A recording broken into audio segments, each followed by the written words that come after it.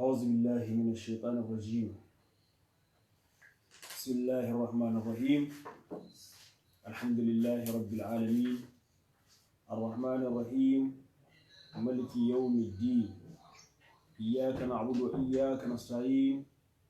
اهدنا الصراط المستقيم صراط الذين أنعمت عليهم غير المغضوب عليهم ولا الضالين آمين. اللهم صل على سيدنا محمد الفاتح لما أغلق والخاتم لما سبق ناصر الحق بالحق والهادي إلى صراطك المستقيم وعلى آله حق قدره ومقداره العظيم. رضي الله تبارك وتعالى عن أصحاب رسول الله صلى الله عليه وسلم أجمعين ولا حول ولا قوة إلا بالله العلي العظيم. يا همة الشيخ اهضر لنا بهذا المحضر ولتعطفي بنظرة تأتي لنا بالزفر.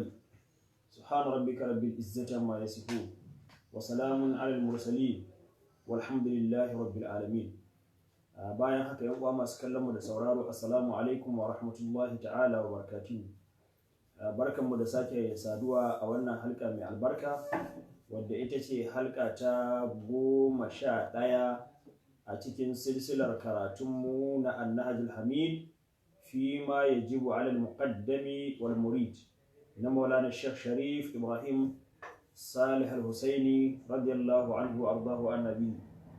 Wannan littafi kamar yadda muka sani littafi ne wanda yake karantar da mu ya kamata mu kasance mu masu intisabi da dariƙar Shehu Tijjani radiyallahu ta'ala anhu khasatan, ko kuma a tafiya ta tasawuf ala wajhil umum. Wato al'ummar musulmi kamar yadda dukkaninmu muka sani, shi asali tasawuf shine asali a cikin addini. Menene tasawuf? Tsarkake zuciya, gudun duniya, ikhlasi cikin ayyuka, cike gurabe na lokutan da muke da su, da raya su da bautar Allah tabaraka wa ta'ala da ambatan Allah. Wannan abu na tasawuf na sufanci shine asali a zamanin manzo Allah sallallahu alaihi wasallama.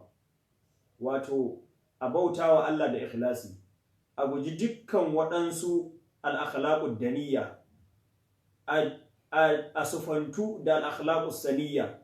Wannan shine abinda manzo Allah sallallahu alaihi wasallam yake akai, shine abinda sahabbai suke akai. Har annabi alaihi salatu wassalam yana cewa bu'istu li utammima makarimal akhlaq. An aiko ni ne kawai ni daman dai in cika makarimul akhlaq. Shi ya sanya wannan ɗabi'ar kyakkyawa at-takhalluq bil akhlaqi saniyya, wato ka sifantu da kyawawan ɗabi'u, sannan kuma ka nisanta anil akhlaqi daniyya, ka nisanta daga munanan ɗabi'u, shine tasawuf. Haka dukkan sahabbai haka suka rayu, dukkan tabi'ai suka rayu. Shi ya sanya wannan mustalah din na tasawuf babu shi a wancan zamanin, saboda ai kowa wannan aikin na tasawuf shine da yake yi. Tafiya da ce tafiya, kamar yadda Ibn Khaldun ya faɗa cikin muqaddimar shi, yace bayan wucewar ƙarni na farko duk al'umma suna a bisa wannan halin. Aka zo ƙarni na biyu, ya zo tsakiya ya tafi ƙarshe, sai lamarin al'ummar musulmi siyasa ta fara shiga. Gwamnatoci suka fara alfahari da kuɗaɗe, aka fara ɓannatar da kuɗaɗe, sai wannan ya fara kiran duniya, zuciyoyin musulmi zuwa ga san duniya. Sai aka fara fuskantar duniya, ana addini amma kuma duniya tana da rinjaye.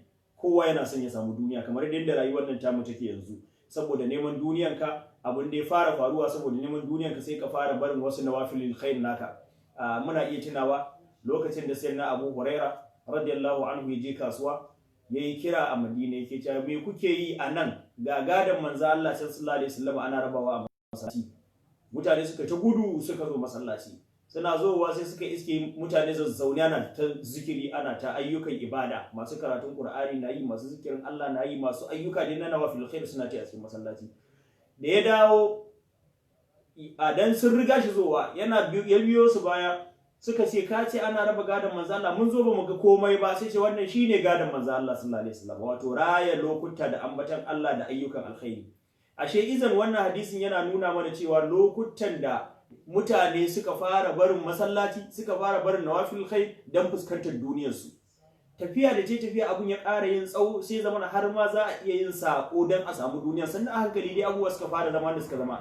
To a wannan lokacin duk waɗanda suka wanzu a irin halin da Annabi sallallahu alaihi wasallam yake da sahabban shi sai aka fara ce musu zuhadu, shine asalin sunan sufaye da farko. Wato waɗannan masu gudun duniya, wai waɗanda har yanzu duniyar nan bata ruɗe su ba, suna nan a yanda Annabi sallallahu alaihi wa alihi wasallam ya bar su. To wannan sannu a hankali sai lokacin da aka fara yi wa sunayen ilmoma aka fara mustalahat al-ilmiya, al-mustalahat al-ilmiya, a ce wannan shine ilimin usulul fiqh, wannan shine ilimin mustalal hadis, wannan shine ilimin ulumul qur'an, wannan shine ilimin fiqh, wannan shine da sauransu. To su kuma waɗannan da suke tsaye akan waccan ɗabi'ar sai ake ce musu sufiya. Dan me an yanko sunan ne daga ahlus suffa, waɗancan sahabban da suka zauna a masallacin manzan Allah rijalun la tulhihim tijaratun wala bai'un an zikrillah iqamis salati, waɗancan sahabban kenan. wasbir nafsaka ma allazina yad'una rabbahum bil ghadati wal ashi yuriduna wajhahu wa la ta'du aynaka anhum turidu wa la tuti man aghfalna qalbahu an dhikrina wattaba'a hawahu wa kana amruhu furutan. Waɗancan ahli sufa ce, to waɗanda suke kwaikwayon hali irin nasu, wanda su ma har yanzu rijalun ne la tulhihim tijaratun wala bai'un an zikrillahi qamis salati, sannan su ne allazina yad'una rabbahum bil ghadati wal ashi yuriduna wajhahu. To waɗannan da suka wanzu da irin waccan siffar, ya'rifuhumul jahilu aghniya yahsabuhumul jahilu aghniya min at-ta'affuf ko ta'rifun bisimahum la yas'aluna an-nasa ilhafan. Waɗannan sai kici musu as-sufiyya ay allazina yantamuna ila ahli suffati. Wannan shine asalin tasawufi. To tafiya ta tafi, shi ma lamarin tasawuf din sai kuma aka fara samun ababe wanda ana shigar da su wanda ba sa ciki. To wannan ne ya sanya sufaye suke da miza, suke da wani keɓantar a wata sufa, wanda kuma wannan sufar da suka keɓantu da ita a ƙa'idar da Qur'ani ya gaya mana wattaqullaha wa yu'allimukumullah, in kun ji tsoron Allah, Allah zai sanar da ku wani ilimin shi. Fa wajada abdan min ibadina ko atina wa rahmatan min ilma. Da wannan tsayawar ne wala yazalu abdi yataqarrabu ilayya bin nawafil hatta uhibbahu fa idza abawtuhu kuntu sam'ahu allazi yasma'u bihi wa basaru alladhi yubsiru bihi zuwa ƙarshe. Ko da wannan ne ake samun kusanci da Allah, sai a fara samun gharaibul ulum da daqaiqul ulum, wanda to waɗannan abubuwan shine wanda su basu zo gurin ba, basu ji matsayin wattaqullaha yu'allimukumullah ba, suna nan akan ilimin zahirin su, iyakar abin da suka sani. Ba su Allah yana wa bayin shi wata baiwa daban ba, ko basu san wannan ba, sai suka fara inkari cikin ilimin tasawuf, wanda wannan ilimin natija ne na jin tsoron Allah, natija ne na raye lokuta da nawafil khair. To amma kuma waɗannan ɗin akwai wanda suna nan akan tsarin na haƙiƙa yadda lamarin yake zamanin manzo Allah sallallahu alaihi wasallam har yau. La tazalu min ummati ummatun qa'imatun bi amrillahi ko hatta talla bi amrihi, ko zahirin alhaq. La tazalu min ummati ummatun zahirin alhaq hatta talla bi amrihi. Ai har abada daga nan har zuwa tashin kiyama ba za a gushe ana samun wata al'umma suna kan gaskiya ba, suna kan abinda manzo Allah sallallahu alaihi wasallam suke. To waɗannan sune as-sufiyya. To amma sai zaman kuma ana samun kurakurai, wasu lokutan jahilci, wani lokutan son zuciya, kamar da yanda wa'anna minna salihuna wa minna duna zalik. A cikin kowane jama'a akwai salihai, akwai akasin salihai. To wannan shine dalilin da yasa Maulana Sheikh Sharif radiyallahu anhu ya tara wannan littafi dan ya nuna mana wannan tafiyar ga yadda take mai kyau din. Idan kaga wani akasin haka, ɗayan biyu ne, ko jahilci ko son zuciya ya shiga, ko jahilci ko son zuciya ya shiga. To waɗannan su ne yake so ya kore mana. So da haka waɗannan ababe da Maulana Sheikh Sharif ya rubuta radiyallahu anhu mu kalle su a matsayin sample. Duk abin da muga saba mana to mu kokari mu gyara. An samu jahilci ko an samu son zuciya, inhirafi ya fara shiga. In ana son a dace da hanyar An-Nahjul Hamid, to ga abin da yake wajibin muqaddami, ga abin da yake wajibin muridi, kowanne ya hau kan wajibin shi, to an hada kan An-Nahjul Hamid. To wannan shine a darasin mu da karashitukan mu da suka wuce halakat guda 10 mun yi ne akan abin da ya zama wajibi ga muqaddami ya kasance na nasiha ga muridan shi da sauransu. Duka dai mun ji wannan karashitukan a karatun baya. Yau wannan babin da zamu shiga shine wanda zai mana magana akan al-adabul wajibu bainal murid wal muqaddami. Ladabi na wajibi wanda ke tsakanin muridi da shehin shi muqaddami. Wato yadda aka faɗi sharaɗin muqaddami ya kamata ya kasance da muridi, ko duk mun karanta wannan a cikin abin da ya wuce. To yanzu wannan kuma ya kamata ya kasance da shehin shi. Sharhi ne na kulasar zancen Shehu Ibrahim radiyallahu ta'ala anhu warda wa nabi a cikin yake cewa watlub murabbiyan khabiran nasihan kamila irfanin imaman salihan. Duk waɗancan maganganun da Sheikh Sharif Ibrahim Salih Husaini yayi mana sun zama sharhi ne na wancan sifofin murabbi din, sifofin shehi: khabiran nasihan kamila irfanin imaman salihan. To idan aka same shi kai muridi, dole sai ka screening ga shehin da zaka miƙawa zimaminka ya cika wannan sharuɗan. Idan ya cika, to kai ko me naka? Malliku nafsaka fala tudabbir fakun kamayyitin dawaman tukhbir. To yanzu shine za a zo a faɗa mana shi ma na muridi din. Malliku nafsaka yanzu ita ce za a zo a mana. Yane ne yadda zaka mallakar da kanka? Shine anan Sheikh radiyallahu anhu Sheikh Sharif zai faɗa mana akwai tawadu, akwai tamawut. Abin da ya zama tawadu shi ya kamata ka yi, zai gaya mana. Abin da ya zama tamawut kar ka yi shi, laysa min ad-dini wala min at-tariqati min shay'in. Ko to wannan kenan.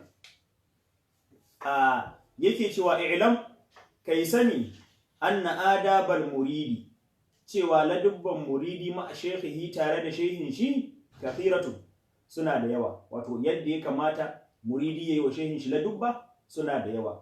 Awwaluha, shehu yace na farkon su, an yuhibbahu hubban khalisan la yushawwibuhu shay'un min al-kadim. Ya so shi tsarkakakkiyar soyayya, kar ya gurbata shi da kowane abu da yake gurbata abu mai kyau.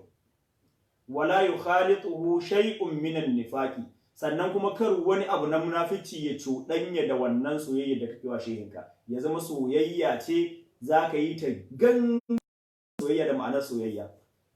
Kuma dan me zaka so shi? Kawai dan yana shehi? Ko dan me? A'a, dalili wa an yuhibbahu hazal hubba za'ida lillahi wa rasulihi. Ka so wannan shehi irin wannan soyayyar wadda take da ƙarin sharuɗan nan, ba kamar sauran soyayyar da zaka wa mutane gama gari ba. Kamai wannan soyayyar lillahi, saboda Allah, wa rasulihi ay wa li rasulihi, saboda manzo Allah sallallahu alaihi wasallam. Kana son shi ne cikin lamarin Allah, kana son shi dan ya bi Allah, ya bi manzo Allah sallallahu alaihi wasallama, kai kuma sai ka bi shi bisa ka'idar ya ayyuhallazina amanu atiullaha wa atiur rasula wa ulil amri minkum. Ku bi Allah, ku bi manzo Allah, ku bi wadda ya bi Allah ya bi manzo Allah. Shi yasa aka maimaita atiullaha atiur rasula, ba a ce wa atiu ulil amri ba, sai aka ce wa ulil amri minkum, saboda ta'ar su tana race da ta'ar Allah da manzo Allah. Sai in sun yi da'a wa Allah da manzo Allah sannan su ulil amri ake musu da'a, ba su da da'a mai cin gashin kanta.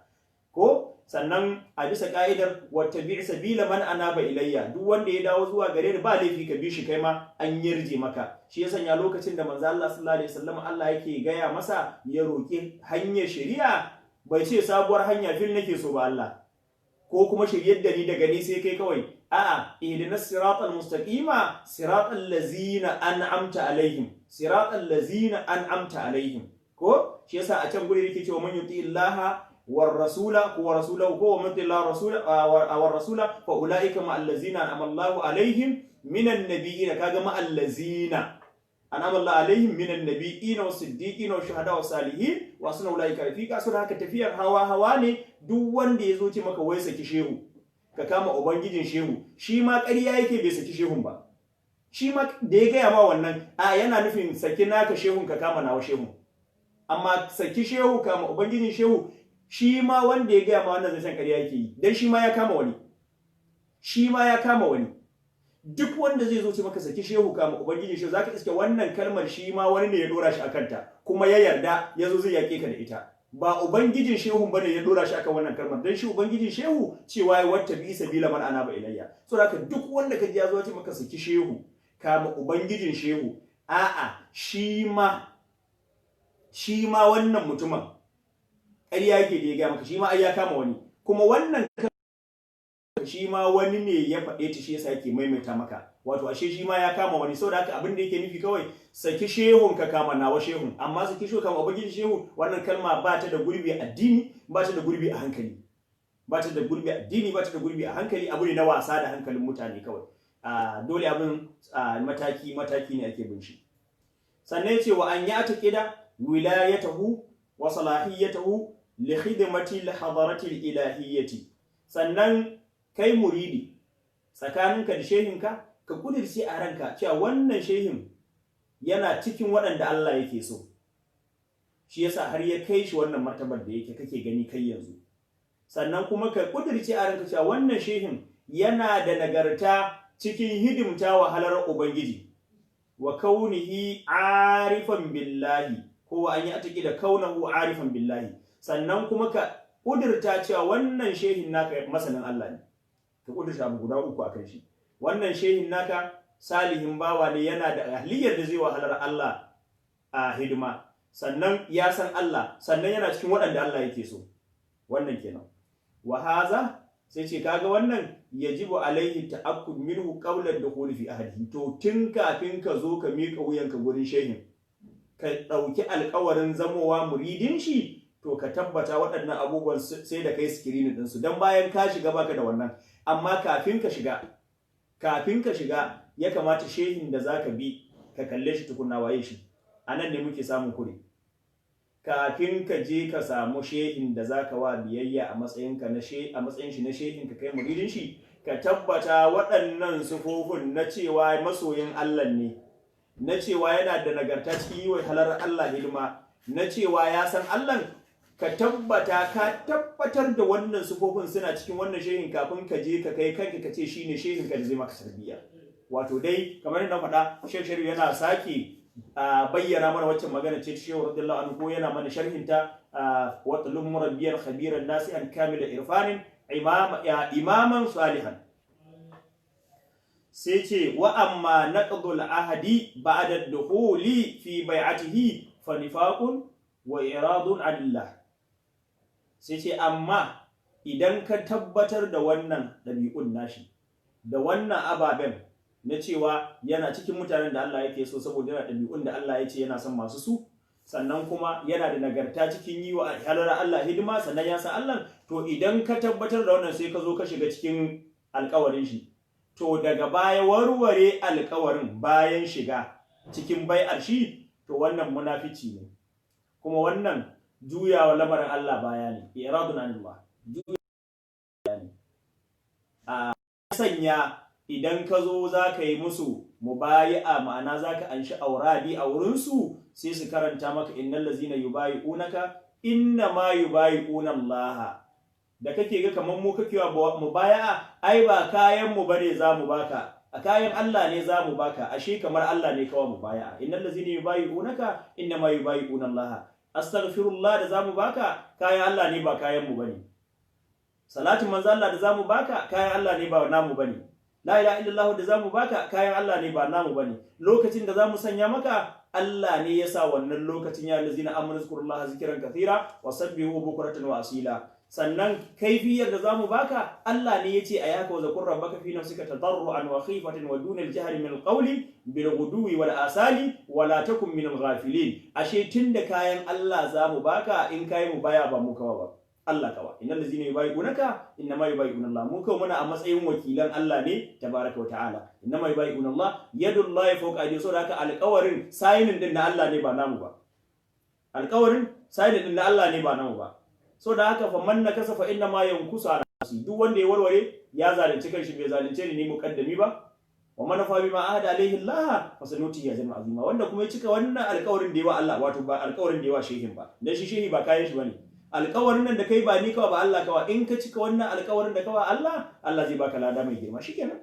Shi yasa ya ce to wanda ya warware wancan alƙawarin, kenan iradun an Allah tabaraka wa ta'ala, illa li mujibin.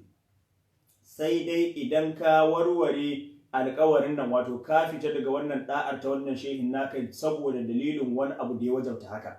Menene abinda zai wajabta kai watsi da shehin ka bar shi kuma baka yi laifi ba? To anan ne zamu diba da kyau. Shine ka an yasdura min al-muqaddami ma la taqbaluhu shari'atu min al-aqwali wal af'ali al-munafiyati li hurmati ad-din wa asasi. Shine kamar kaga wani abu ya abko ko ya gangaro daga wajen muqaddamin nan, wato kaga wani shehi ya aikata wani abu wanda wannan abun ko ya faɗi wani abu wanda wannan abun yana kore martabar musulunci kuma yana ruguje tubalin da aka gina musulunci a kai. To duk lokacin da ya ga shehi ya afka cikin ayyuka wanda wannan ayyukan suna zubar da kimar musulunci, ko wato suna kore alhurman musulunci, ko kuma suna ma rushe ka'idojin da musulunci ya gina a kai, sai kaga yana aikatawa ko yana faɗa, to wannan babu laifi ka bar shi, saboda man kana bin shi ne dan Allah ba dan shi ba. Shi yasa ma aka ce in ka bar shi ka saba alƙawarin Allah ka saba, ba shi kake bi ba, dan ya bi hanyar Allah kake bi shi, da ya sauka to kyale shi kuma, dan in ka bi shi kuma lokacin da ya sauka kenan ba Allah kake bi ba, shi kake bi.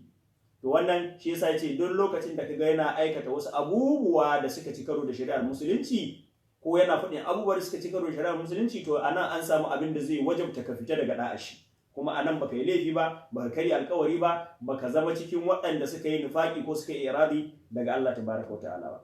Sai yace idan kaga haka tare da shehin ka muqaddami, to fala yajuzu lahu al-baqa ahadi man naqada ash-shar'a wa khalafahu. Sai ce to bai halatta ba ka ci gaba da wanzuwa cikin alƙawarin mutumin da shi ya warware shari'a ta Allah, ya saba wa shari'a, shi ya warware alƙawarin da ke tsakanin shi da Allah. Dan me kai ba za ka warware alƙawarin da ke tsakanin ka da shi ba? Daman alƙawarin da ka kulla da shi igiyar dan tana saduwa da Allah ne, da ya sako waccan igiyar kai ma sai ka saki. Wato kamar tirken wutar lantarki ne, wayar da ka jono daga jikinta ka sauke a gidanka don ta baka haske, ka jona ba don ta burge ka bane kawai, ko don kyanta ko don tsadarta, a'a dan akwai wuta a jiki. Daga lokacin da ka gane babu wuta a jikin wannan wayar, ga wata waya take da wuta, sai ka cire wayar ka, sai ka maida a jikin waccan mai wutar. Dama alakar ka da wannan wayar mai wutan nan ba wai kyau bane ko tsada ko wani abu, a'a wutar, ijonuwar wannan wutar da can inda tashar wutar take shine alaka ku da ita, tana datsewa daga can tsakaninta da inda tashar wutar take, kai ma zaka datse tsakaninka da ita. Wannan shine muqaddami. Shi muqaddami kamar transformer ne. Duk lokacin da aka transformer ta wutar lantarki a gari, duk yanda ga mutane suna muhimmanta wannan transformer dan tana amsowa daga can hedikwata, tana baku kuna samu. Daga ranar da ta lalace ta daina bada wuta, tana nan za ka ga an zo an cire ta an aje an ɗauko ta an ɗora. To haka muƙaddami yake, haka muƙaddami yake. To shine yace daga lokacin da ya warware alƙawarin shi da Allah, kai ma sai ka warware alƙawarin ka da shi, a bai halatta ka ci gaba da zama tare da shi ba. Wala widda ali nafsihi alwilayata aw alqutbaniyata fa innahu kadhabun dajjalun la yajuzu iqraruhu ala batili. Sai ce idan kuma yazo ba sha'ani ya shiga ba na saban Allah, a koma ya ce ni fa kudubi ne daga yau, ni fa babban waliyi ne, kuma da da'awa. Anan akwai waɗanda lalle wannan mukami na wilaya ai akwai shi, mukami na kudubaniya ai akwai shi. To wanda shi kuma da'awa ce ƙarya ce yake yi, ba matsayin shi bane, sai ce to shi fa daga yau ya zama kudubi, ya zama babban waliyi ko gausi, kuma akan ƙarya. Sai ce to wannan shehin naka a yanzu, wala widda ali nafsihi alwilayata aw alqutbaniyya, da zai zo ya wa kanshi kirarin da'awar cewa shi waliyi ne ko shi kudubi ne, fa innahu kazzabun dajjal. To daga yau shehin ka ya tashi daga shehi ya koma makaryaci dajjali, la yajuzu iqraruhu ala batilihi. Saboda haka bai halatta ka tabbatar da shi akan wannan ƙaryar tashi ba. Wa illa idan ka tabbatar da shi akan wannan ƙaryar tashi, kunta sharikahu fil ithmi, ka zama abokin tarayyar shi cikin zunubi, duk abin da ya samu na zunubi da kai a ciki. Wa qasimahu fil dalali, kuma wanda za a raba zunubin batar da kai da shi. So da haka anan dole ya kamata muridai su kalla, ba dukkan ƙarairayi bane ba kuma za a riga gaskatawa. Idan ya tabbata abin da ya faɗa gaskiya da bi shi akan haka, godewa Allah, shehin ka ya zama wali, shehin ka ya zama kuɗi. Amma dan ƙarya ce da awa ce kawai babu hujja, wadda awi malami yuqimu alaiha bayyinatin ashabuha al-iyahu. Shi da'awa duk lokacin da mutum ya yi da'awan abu aka ce ina hujja ya kasa kawo hujja, to mai ita ya zama makayyaci, ya zama dan kirari kawai ba mai tabbatarwa ba. so wannan idan ya zama na haka to ba a yadda ba shi muridi ya zo ya tabbatar da shehin shi akan abubuwan da aka tabbatar ƙarya ne.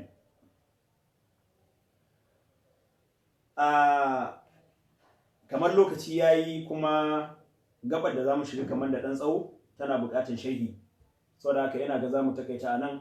Abinda muka faɗe shi a daidai Allah ya ba mu ladan shi, wanda muka yi kure Allah ya gafarta mana albarka annabi sallallahu alaihi wasallama.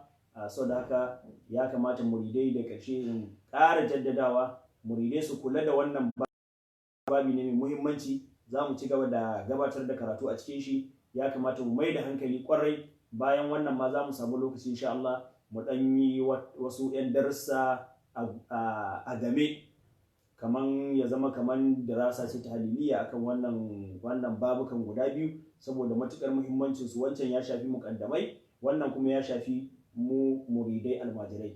Allahumma salli ala sayyidina Muhammadin al-fatih lima ughliq wal khatim lima sabaq nasir al-haqq bil haqq wal hadi ila siratikal mustaqim wa ala alihi haqqa qadrihi wa miqdarihi al-azim. Subhana rabbika rabbil izzati amma yasifun wa salamun ala al-mursalin walhamdulillahi rabbil alamin.